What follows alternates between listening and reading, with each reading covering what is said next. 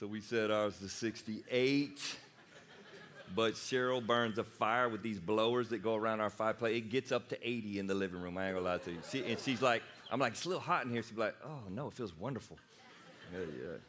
Got a headache. Hey, Radius Lexington, just want to say how proud I am of how you guys have handled this process of Give Hope. If you're new here, we pool our money at the end of the year so that we can care for folks in need in our community. We do it through partners, a variety of partners. And you guys really have led the way for all the Radius churches. So like at this point, shockingly, if you grew up here at Radius Lexington, you remember we were really small and then this room kind of got filled. Well, now we're less than a third of the total attendance of all the Radius because of the multiple campuses and other places, which is really, really cool. But you guys still made up half of the cash in the Give Hope Fund. So yeah, proud of you. So that was $185,989, and I like counting every dollar. Isn't that great? We pulled it all together, $185,989. You're like, I missed it. What is this? Give Hope. You got a couple days you can get in. We're closing it. That's kind of how we do it. And we pool that money. We're already starting to distribute it. Needs come up in the community on a regular basis. It is actually great fun for us at Radius to care for physical needs in our community. If you're a Lexington partner, in 2 weeks from today, we're going to do the Radius Partner Dinner for Lexington. We got some fun stuff. We're going to review a bunch of good things that happened in 2023. We're going to talk about some cool things that are happening in 2024. Sheely's will be here, so that's a good thing. You got, like, your diet will just be ending about the time that starts, so, like, you be good. Eat a little extra corned beef, whatever you like, hash, whatever you like. Corned beef. They don't make corned beef. I don't know what I'm talking about. So plan on that. 28th, you got to register. We'd love to have you here. We got a pretty fun announcement about a staff ad, so that'll all come out that night. So come on. Let me pray, and we're going to jump into this little series we're doing that has some teeth to it. Today will be really practical about pausing. Jesus, you've been working on me on this, and it has been good. Thankful for how you chase after me and teach me even these many years after I first met you. I want that for this room. I pray for the folks that have just met you, that something from your word would land and they would take it and meditate on it, and that it would change them. Some that have been most Sundays in our 20-year history. Pray again this new Sunday, this particular Sunday, that there would be something that would grab them, that you would work on them as you've been working on me with this topic. So I trust you with it. And we pray even now, Lord, that as we sit together, that you would provide rest for us in this room, that this hour together would be restful to our souls. In Jesus' name, amen. So we've called this series Pause. And we've been trying to get ourselves to move toward rest. Next week, we start a series called Let's Go. So you kind of like, it sets you up. Yeah, you pause, you get a little rest, so you can go. And those things really seem to go together biblically. So last week, we went through a biblical history of rest. Anybody remember 10 Commandments from last week? If you can't remember them, it's super easy. This was amazing. I learned this from a kid who taught a pastor that I listened to online. I'm going to go through the 10 Commandments with you real quick one more time. Hold up your finger. 1, for those of y'all that don't want to do a demonstration, you can. For those of y'all that don't, I forgive you. But 1, there's one God. There's only one God. 2, you make some scissors. We cut out all the idols. This was great, right? You cut out all, I can never remember. Number 2. 3 is for word. Don't use the Lord's name in vain. So it's the words that you use. 4, there's 4 Sundays in a month, or Saturdays if you actually know what Sabbath is. There's 4 Saturdays in a month, generally, 8 out of 12. But anyway, there's 4 Sundays in a month, so that's 4. Keeping the Sabbath. Number 5, anybody remember this? Students, you remember this one? Honor your father and mother. Yes, sir. I like that. That's my favorite one, students. Yes, sir. Anyway, number 6, thou shalt not murder. Like, remember, bang, and fall over like bang. 2, adultery. Kind of goes into hiding. We'll leave it at that. Number 3, in a lot of countries, like, you get your finger cut off if you steal, so I'm missing my finger. No, I'm not. I'm lying. Number 4, thou shalt not lie. Right. And number 5, I shall not covet. I want all of it, right? Like, that's kind of how it goes. But the thing that shocked me when I went through them, I saw this guy demonstrate. I just had not considered. I've always thought about the first 4 being love God and the last 6 being about loving your neighbor. But he talked about the 4th one being a hinge commandment. And he says you hinge loving God to loving your neighbor by rest. It's what Sabbath, the word Sabbath actually means. Rest. And as this guy is unpacking this, and I'm thinking about my own heart and my ability to love the people I know the most, and why at times do I feel like I don't have enough juice to love the people that are closest to me. Perhaps it's connected to this rest. Last week, if you were with us by the end, we're connecting the rest directly to Jesus. He does it himself. He actually says he's the Lord of the Sabbath. He says he's the ultimate rest. That ultimate rest comes from Jesus. We did a little study, if you were here last week, of you being a tank and some things that fill you and some things that drain you. Everybody's got these, right? Some things that fill you. For me, one of the things that fills me is driving. I don't know why, it just does. Maybe you play golf. Maybe you, I don't know, but when I drive, I get filled. Like going to Jacksonville, people are like, you going to spend the night? Why would I spend the night? I'm full when I get there. I'm full when I get home. I drive there and back. It's no problem. I like driving. It's fun. Right? Like it fills me. Happy Cheryl fills me. Like, man, Cheryl's happy. Life's good, boy. I'm like, let's go, right? Like, and then some other stuff drains you on the other side. So, like this, for example, something that I love actually drains me. I love preaching. Been doing it for a long time, but I'm tired afterwards. I go home and crash. And it's just kind of the way it is. And there's some stuff that I'm not good that drains us. Like organizing anything drains me. Radius wouldn't exist this last year if Kim and Matt weren't here, because like that drains me and I'm terrible at it. Sad Cheryl really drains me. Anybody else that's happened to your spouse, like when they're down, or mad Cheryl scares me. Sad Cheryl drains me, right? So you kind of got this stuff coming in and this stuff going out. And for those of us that know Jesus, Jesus is the ultimate rest, we'd all agree. But what's interesting in our society right now, there's just this continual, not so dramatic as those things, drain on us. It just seems like it's never going to end. Like this drain on me. Feeling this? Grown people feeling this? Students, you feeling this? Like there's this never ending, like maybe even this low-level depression that I'm dealing with. And why is that? Well, I thought for just a minute, last week we did a biblical history of rest. This week, let's do the world history of speed. So relationships. Let's just go back to Jesus' times. You know how many people were on the planet in Jesus' days? 170 million. In the world. You know how many people lived in Bethlehem where Jesus was born? 1,000. River Bluff students, that's like your 9th grade, right? Like that's just 1,000 people in Bethlehem. In Jerusalem, one of the largest cities in the region, you know how big that was? 80,000 people. Not that many. These days, you and I live in a world of 8 billion people. We live in a medium-sized suburb where there's 350,000 people in Lexington, right? So we're used to dealing with people on top of people, and Lord, help us with social media, all the relationships that we don't have, right? Like all these faux relationships that only see us when we're smiling. Like that's what we got. Used to live in Bethlehem, if you were a student and you were in the 10th grade, there's like 3 of you in town, right? That's just how it was. That's how the villages of the world were. And now we've got the speed and the number of relationships are out of control. Work, even 100 years ago, 120 maybe to be more exact, when urbanization really started to happen, man, in the United States, 90% of Americans were farmers.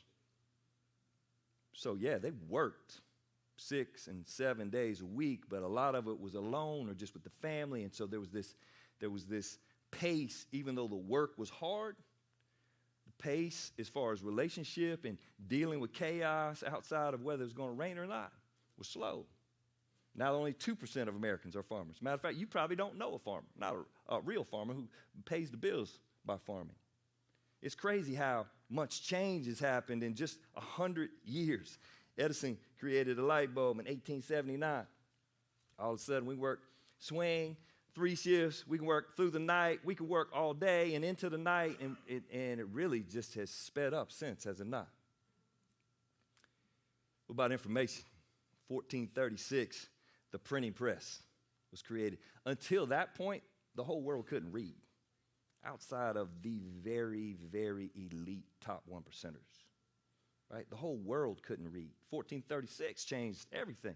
And then literacy began to come, and it changed where people could process information. And then 2007 came. What happened in 2007? A lot of people think it's going to be as significant as the printing press, right? The iPhone, Facebook, Twitter, the iCloud came into being in 2007, and the list goes on. 2007 was this pivotal year. There's a lot of stuff changing through there, right? Some of y'all my age, like, we didn't even have a phone with us. I'm not shocking to some of y'all. Like, we didn't have a phone. They never traveled with us, but the whole world has changed, and all of a sudden this thing in my pocket has increased the speed of my life in ways that are really kind of exponential. Here's the question. Are we healthier? Like, for real, just honest. Are we healthier? What's all this speed doing to our soul? So we decided to do the series. We called it Pause. We thought it'd be really good, for one, just to try to just slow down while we're here. I was really impressed. Maloney over at Radius Centerville told me to read a book. Turned out after I read it, he hadn't read it, so he thought it was a good idea for me to read. I guess he wanted me to tell him what it was. So I went on a trip, which was filling, right? But what was funny is I'm reading this book. It's called The Ruthless Elimination of Hurry. It's by a guy named John Mark Comer. He is super artistic in the way he writes. You may hate it, so I'm not like encouraging you to buy it. And by the way, we're not signing off on him like he's Jesus or one of the writers of the scriptures, right? Like, I just read the book, and here's what happened as I read the book. It washed over me, and the Holy Spirit started to work on me. So I'm going to share a little bit from the book, but what we're looking for is what the Scripture's going to wash over in you, and the Holy Spirit's going to wash you, not John Mark. He did a great job with the book. He's real artistic, and as I'm reading it, it's called The Ruthless Elimination of Hurry. I am driving down the highway at 79, right? Like, probably 79, right? Like, baby, it was 79. I'm 79, and I'm listening to the book through my phone while I'm driving at 79 miles an hour, and I'm scheduling an appointment. I'm going to a funeral of all things, a time where you ought to slow down. I'm scheduling an appointment in the area of where the funeral is, and I'm listening to this book. He's going through the stuff. I'm like, whew, I might be the problem. While I'm going through Chick-fil-A as fast as I can, trying to figure out which one of those two lines is going to be the quickest to get my 12 nuggets and some fries, right? Like it's crazy how locked in we are on going fast, and the question is really the truth. Like, is it destroying us? And then the question for me and you, should we revolt? Should we rebel and say, I'm not going to do it anymore? Or at least in some ways not do it anymore. So at the beginning of his book, he does this. He doesn't do it like I'm going to do it, but he's got this list, and I'm going to go through it. It'll hurt. But that's what church is for, right? Come in, get punched in the mouth. Anyway, like, he just goes through this list. It hurt me. This is like an honest evaluation if you have hurry sickness, right? Like, so if you were going to the doctor and he was going to assess you and go, do you have hurry sickness? I'm going to go through 10 things, and you rate them from 0 to 10, okay? 0 is, I wrote it down, 0 is like never, like I never feel that way, and 10 is I always feel that way, okay? So number 1, irritability. If your spouse is sitting by you, don't lie. You can write on your card if you want, but if you write a 7, they'll be like, bro, that ain't a 7, you a 9.5, and I'm giving you half, right? Like irritability, like you need a Snickers every day, right? Like it's this thing where you kind of got this mad and frustrated thing that's just underlying inside of you. So rate yourself 0 to 10. 0 to 10. 10 is always hypersensitivity. Like the minor things that somebody says hurt your feelings. Sometimes your feelings get hurt by what you think somebody might have said. You know what I'm saying? That's hypersensitivity. I think they might have said, I think they were thinking when they were saying, like, how did you figure that out? I read the text, and like they didn't say it, but yeah, you a 10, baby. That's a 10, right? 0, like it doesn't faze you. Restlessness. All right, baby, don't be scoring me on this. You can't lay down in bed without your feet moving all over the place. I don't know why. That's why I stay thin. My legs move so much at night. Like I run a couple miles every night. You get a little older, you find out, you wake up with a sprained ankle. It's exactly what happened. Restlessness. I mean, I knew Cheryl would be on me, so I'm going to get back. You can't watch TV without doing laundry and looking at your phone at the same time. You think that's restlessness? Heck yeah, we can't like do one thing at a time. See, baby, be careful. Number 4, workaholism, which is interesting because some of y'all really deal with this in this room. Like you just work and work and work and work. I get that a little bit, but in our culture, that's becoming less of a deal, and it's actually like distractionholism. Like I'm always distracted. I'm always doing something, but I'm not making money for doing it, right? Bosses are struggling with this because their employees are so distracted. They're not actually working. So you got some in the room, like when you think about working too much, that's on your mind. For others, it's all the other stuff around work that just fills your calendar. They call it this thing, sunset fatigue, that you work so much that when you get home, you don't have any more juice for anybody else that you really love. You say you're providing, but you're not, right? Great way to test this, and we could do this, I won't do it, but you could pull that thing out of your pocket and just look how many hours did you have on it yesterday. On the distraction side. Emotional numbness. You ever been here? You just don't have any more empathy. I was driving to a funeral of actually a really good friend, and I felt nothing. You ever been there? That's a problem. If you're there right now, then rate yourself a 10. Out of order priorities. I'll never forget, it struck me so clearly. My oldest son was on this travel baseball team. He played right field. He was decent.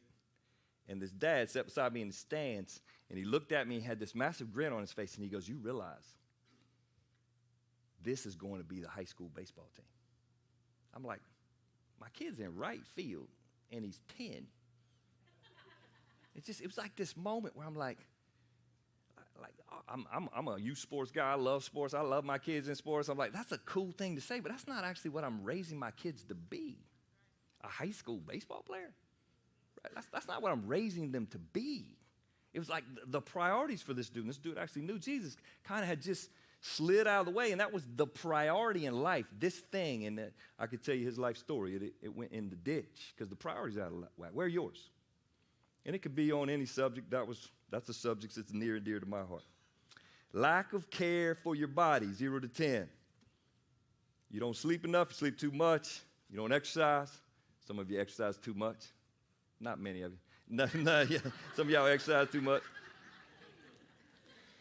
You gain weight, you can actually lose weight because you're so focused on your body, and it can be detrimental to your health. You can't function tomorrow without an energy drink. Crazy how many 22-year-olds need an energy drink to get it on today, like to actually be able to move. If you need one every day, you a 10. Put it down. Like, just be honest. Ain't nobody looking. I'm not going to grade it later. We're good. I won't even see it. Escapist behaviors. Oh, man, life gets hard, and you go to your distraction of choice. You eat too much. You drink too much. You binge watch Netflix. You can't take your thumb off your phone when you're scrolling through social media, or porn owns you, right? All that's happening in this room, by the way. That's our world, right? Literally 20 years ago, most of that couldn't even happen, and we're in it. So let's just talk about it. Let's be straight. Escapist behaviors. Number 9, almost done. For those of y'all that know Jesus and been walking with him for a while, the slippage in spiritual disciplines. Like something you used to do, but you don't do anymore. Like for some of you, like quiet time was a thing we talked a ton about. I'll talk about it more in a little bit. And maybe that used to be you, but it's not you anymore. As a matter of fact, you kind of got to multitask to do it. You're going to church. Just, you're here today. We're packed. It's great. We can add chairs. Going to church, just these rhythms, have they slipped? Are you less healthy? Do you have meals with friends that know Jesus and talk about Jesus on a regular clip like you used to? Is there slippage? Then finally, number 10, which I thought was interesting because we do this differently, was isolation. 0 to 10. Are you isolating? If you're an introvert, you probably isolate by going to your room and shutting the door, okay? That would be how I do it. If you're extrovert, you actually can isolate with people, but have no juice for the people anymore. Like you're just there, but you're numb and you can barely take in what's going on. Your body's there kind of, but your soul is not. I can do that in my room alone.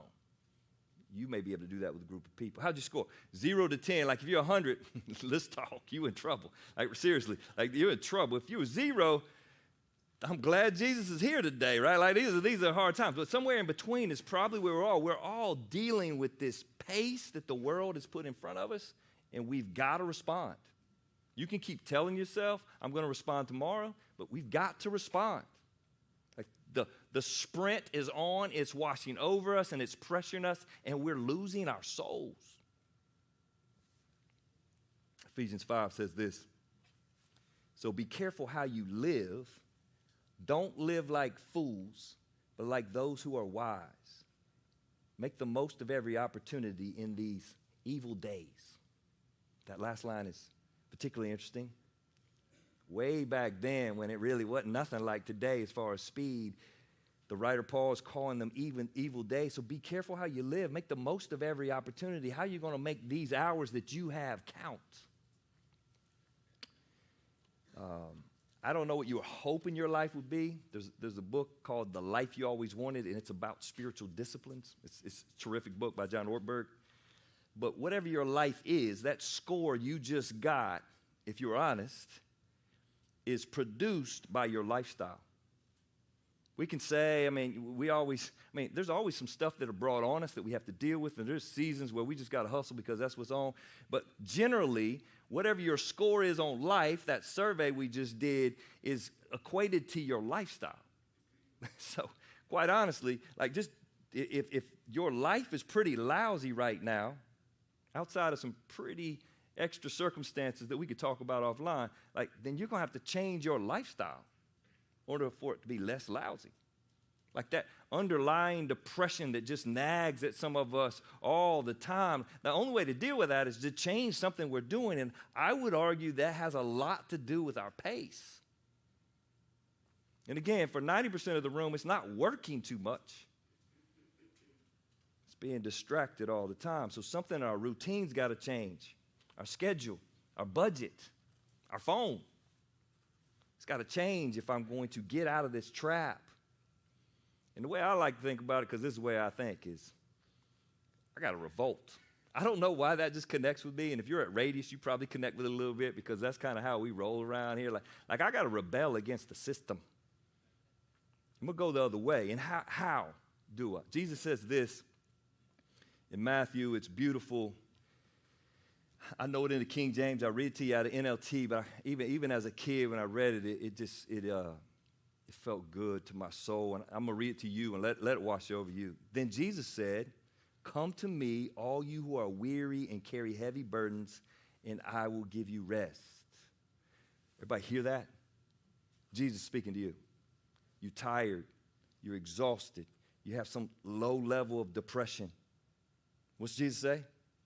He says he's willing to come to you. And then what? And give you rest. Some of you in the room are tired to the bone. You barely functioning, you're so tired. What's Jesus saying? He says, I'll give you rest. And then he explains kind of how. He says, I'll give you rest. Take my yoke upon you. I don't know about you, but when I hear the word yoke, I'm not thinking rest. That sounds like work. But what's yoke mean to you? Like, is that like part of an egg? Is that where you're going with the yoke? All right, that's what, like when I was young, I played ball in the hood a lot. When you power dunk, we called that a yoke. I never did it. I saw other people do it when that was a yoke. And that's what we said. In olden days, when Jesus is writing, what's a yoke? It's actually this piece of timber that connects two big oxen. Oxen, is that plural? I think that's plural of ox. And they would do work. They would hook their power together. But maybe what you don't know, and sometimes we can't get this when we're reading the scriptures, is that yoke, as Jesus is presenting it, connects to that in some way, but they would actually connect. If you followed a teacher of the day, they called them rabbis. In Hebrews, the rabbi would have a yoke. His teaching was his yoke. And so you would partner with him, in essence, in his yoke. I don't know if that makes sense. I'll read you the rest of the passage and try to make sense of it. Take my yoke upon you. Check it out. Let me teach you, because I am humble and gentle at heart, and you will find rest for your souls. For my yoke is easy to bear, and the burden that I give you is light. Think about that for just a minute. Like if the yoke is the teaching of the rabbi, which is what everybody thought Jesus was prior to his death. He's a rabbi. He wasn't the Messiah. He's a rabbi. He's one of the teachers, and he had followers. We called them disciples. He had these disciples, and Jesus is offering people to be his disciple, and he says, my yoke is light. What's he saying about all the other rabbis, all the other teachers? What's he saying about them? Their yoke is heavy. It's hard to carry. It's really good for me to kind of stew on that and think about what I wanted to offer you today. Why is Jesus' yoke light? Because the people that really follow Jesus closely, man, like they do stuff that nobody does. But why is it light? Because he starts with a heart.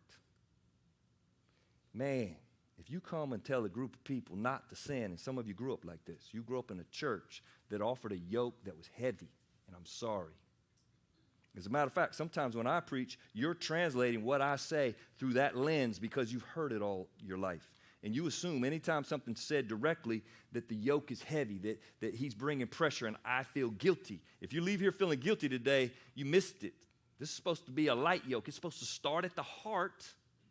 And then if it starts at the heart, it's funny how when we align ourselves with Jesus and we more and more love him and we're with him, we just don't want to sin as much. It's easier not to sin. Pastors like me, oftentimes about particular topic will be sweating, and today you can sweat, and here's a little warm, and be going hard at it, and you feel guilty. But that's the opposite of what Jesus did. He didn't wield like this guilt feeling. He actually helped people change their hearts so they wanted not to sin. When it came to being generous, the church was so generous because they wanted to be generous. They weren't making them be generous. They have to measure it with a percentage. Like they wanted to be generous. It's beautiful. So I read that passage and I think about Radius Church. I pray that we will always offer this world in Lexington or wherever we are as a Radius Church a light yoke like Jesus did. Our teachings should help people shoulder life, which is really what I think that yoke is. Actually, when the rabbi would teach, he would explain the Torah, the first 5 books of the Old Testament, and then he would have his independent teachings. And the goal of the independent teachings were to teach you how to shoulder life. And Jesus was saying, I'm going to help you shoulder it lightly. Jesus says, come to me and I'll give you rest. And so today, I don't have a ton of time, but I want to give you 4 disciplines, and I want you to hear them as disciplines that give you rest, like push-ups, sit-ups, squats, and something aerobic. That's my little deal. That's how I try to stay in shape. Those are my 4 disciplines. They're not like things that are curses to me or that make life hard. Sometimes I hate them, but they're actually things that actually help me stay healthy, right? So I do those 4 disciplines. I'm going to give you 4 disciplines. I got to fly through them. I got a bad accent, so talking fast is difficult. All right, so anyway, I'm going to go through them really quick. Here's 4 of them. Solitude, Sabbath, simplicity, and slowing.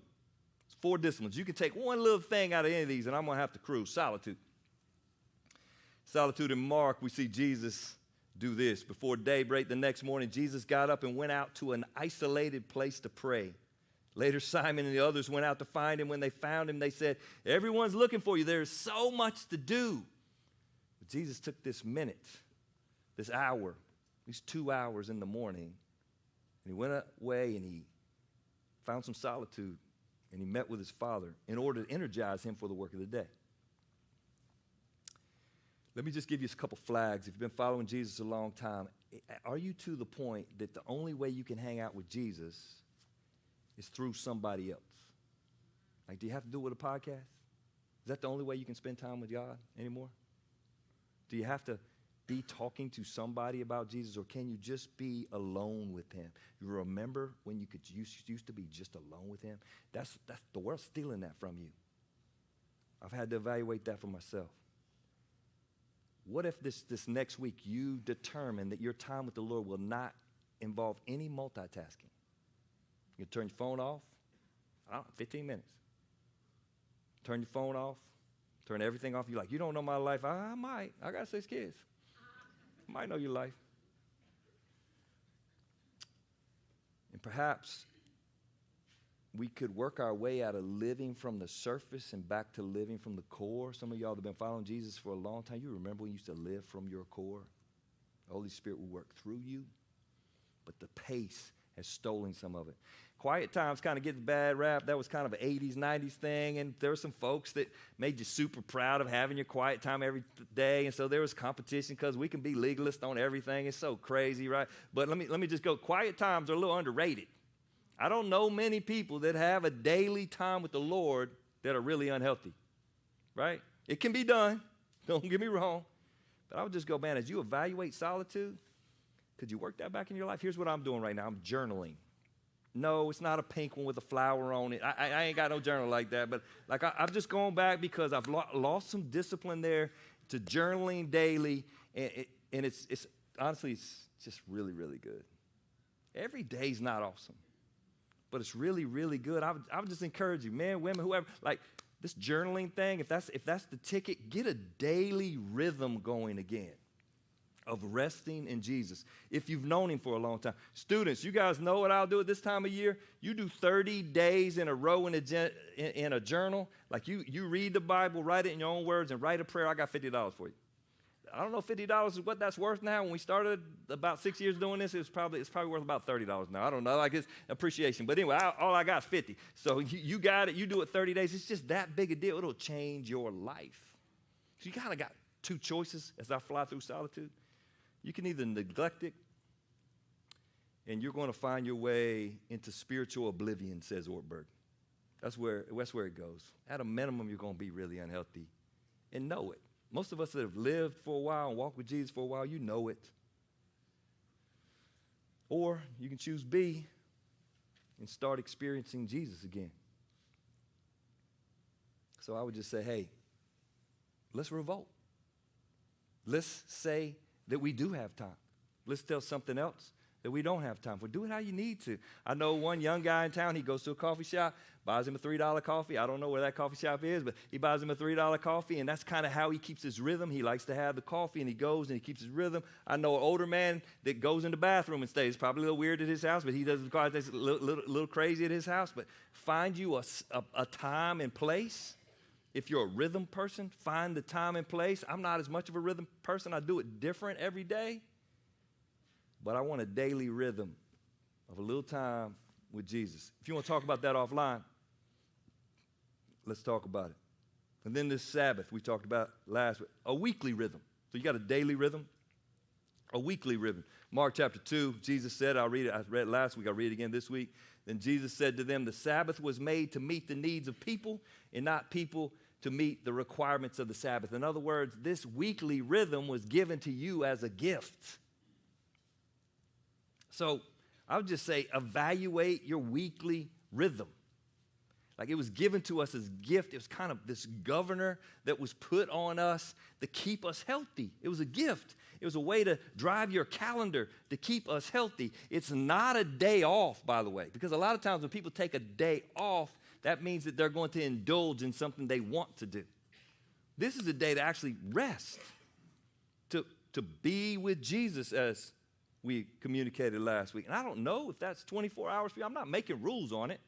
Like this, it's not this rule thing that I'm making, but it's a way as a family to go, man, let's keep our eyes on the prize, which is Jesus and true rest. For us as a family, we had to just kind of rebel and revolt and fight for a meal together. Just really, really important. And for our children, that was a massive deal for their health.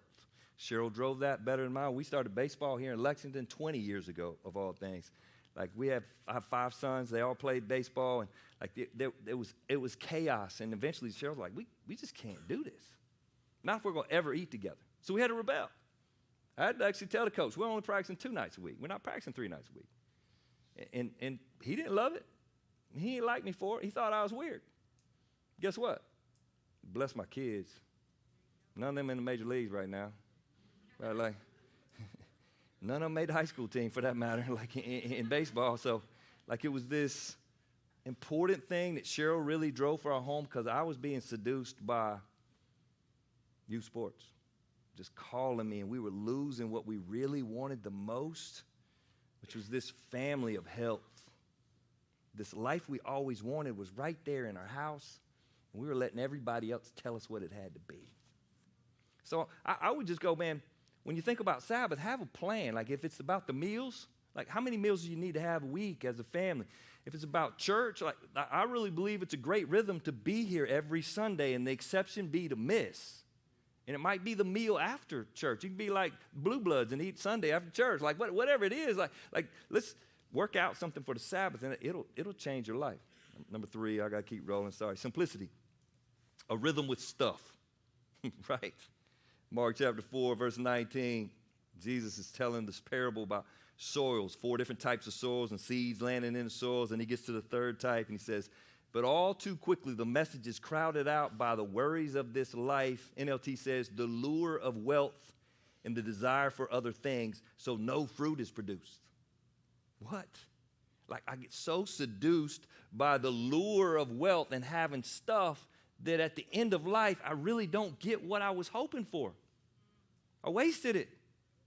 It's all choked out. The life I always wanted didn't happen. The writer of the book calls it the American gospel. He writes this. I thought it was terrific. Shopping is the new #1 leisure activity in America, usurping the place previously held by religion. Amazon.com is the new temple. The Visa statement is the new altar. Double-clicking is the new liturgy. Lifestyle bloggers are the new priests and priestesses. Money is the new God. John Mark Coleman. That's it's kind of cool and poetic the way he wrote it. We all know it's true, right? What's up with the Stanley Cups?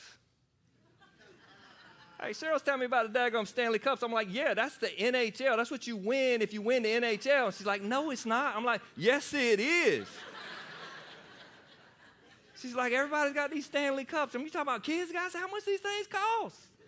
Like, it just makes you feel like, man, maybe I ought to just revolt against that, right? Go get the Walmart cup. Go to school and say, how you like me now? All right, I got a Walmart cup.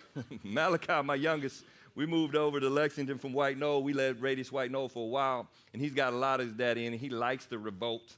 And so he went to middle school, at Lexington Middle School, and the first day of school, he had duct tape on his shoes. I'm like, son, bro, I can buy you some new shoes. I'm like, I like these shoes. And then he took his pants, and he tucked them into his socks, and he went to school. He's just kind of like, he had a little attitude from being with his father primarily, but like he had heard these things about Lex. He's like, I'm going the other way.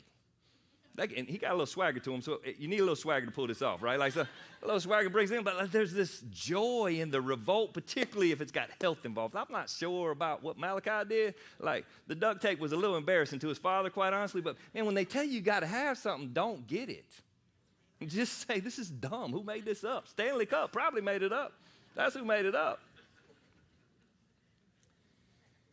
So we got to have some rhythm with stuff, and we got to be prepared to go the other way, because eventually if we're never content, we're never going to have rest. You might have it tattooed on your arm, Philippians 4:13. I can do all things through Christ who strengthens me.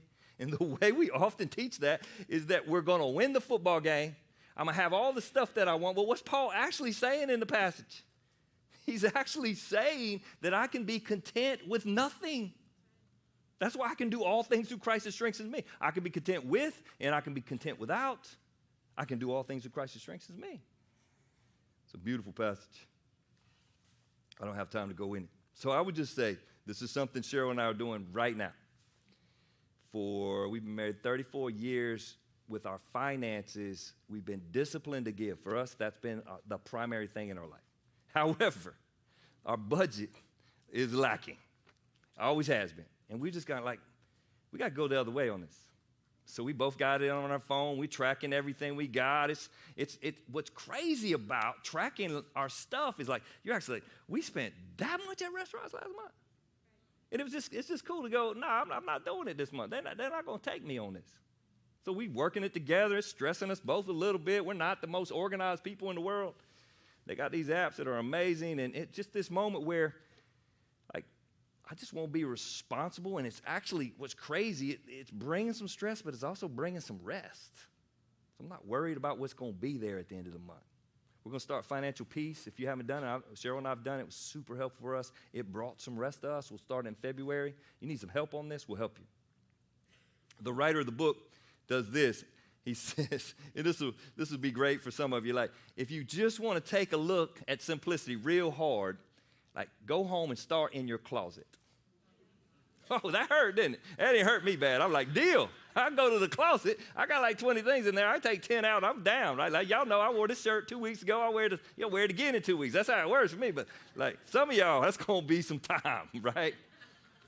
But man, there's something right about it. When you hear it, doesn't it sound right? It sounds good for you and not this curse, but really this discipline trying to free you. Last one, I got to quit. Slowing. So 4 S's: solitude, Sabbath, simplicity, and slowing. Man, he points out some stuff. I was at Walmart the other day. Do you look at the guy down the aisle and you go, nah, he's stupid. That's the wrong line. Anybody? Nobody else says this? Like, he's in the wrong line. I'm in the fast line. That was a dumb choice. I got you, baby. And then he beat me the other day. I'm like, what the heck just happened? You go to the stop light and like you're evaluating whether the Walmart truck or the handicap tag's gonna be slower. Like you're trying to figure out, or a Buick. No offense, Buick owners. Like if you never get behind a Buick. It's just that's how it is, right? Like you're trying to figure out which one's gonna get through fast. Like we're just addicted to speed. And he's just saying, how about getting in the slow line? And when I'm reading, I'm like, this dude has lost his mind. But I would say there's something as I read it, and you can borrow the book and read it or buy it, like there was this hourly rhythm that I really needed to deal with. And I'll give you 2 places, the car and the phone. For some of y'all, they go together, right? But just decide today with your family, we said like something to do different with the car and the phone. Like he says, drive the speed limit. Again, I'm like, okay, dude, I'm done with this. Drive the speed limit. And he's kind of going down his list. He's getting the slow line. I ain't doing that. Don't roll through stop signs. I'm not going to be quoted on that one. Then he said, don't text and drive. I'm like, I can do that. I need to do that. That's actually like a good idea for all of society. So here we go. We'll see if I can get from here to my house 1.5 miles without looking at my phone, right? So what are you going to do? With your phone, what do you need to do? Right? Like do you need to take email off of it? Does it dominate? Do you need to wait till you get to your computer? Do you need to take social media off them? This one was easy for me. The driving was tough. So I don't have social media. Like if you're sending me something on Facebook, that's an old account. I don't even know the password. So like send me an email or a text. But like, what are you going to change with your phone to slow down this life?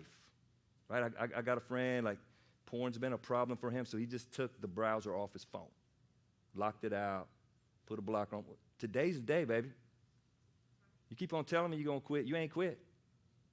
Like, do something. Rebel against this garbage. Don't let them keep taking us and stealing our soul. Revolt. Let me tell you this. Turn the daggone TV off. I'm not saying don't watch TV. Watch TV on purpose.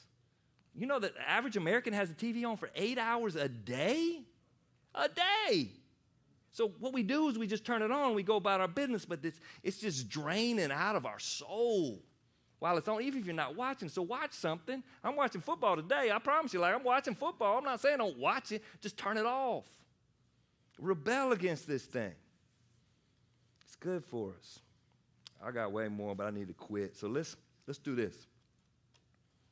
I want to remind you right now, if you feel guilty, you're not hearing me. This is like the Sabbath. I'm trying to give you a gift. When I listened to this book as I'm speeding down the highway, it just, as the more and more it dealt with me, I'm like, this is true of me. I need to deal with it, or I'm going to lose some of the things that I love the most. So I want that for you. Just make one change in those 4 areas if you can. Tell your family about it. Get a little accountability. But even right now, like slow down and take bread and juice. We're going to sing a couple more songs. That's what we do every Sunday. Your kids are going to be fine. We already told them we might be a little long this morning. They're going to be fine. You don't have to trip the lady on the way to get her kid to get there first, right? Like you don't have to run out the door right now. Like just slow down and ask the Lord to meet you as we sing these two songs, and take bread and juice and actually really focus in on his work on the cross for you and for me. Jesus, thank you for your word. Thank you for your patience. Help us. Help us, Lord. You know we're in this crazy trap, this crazy season in history where everything is so fast. And many of us,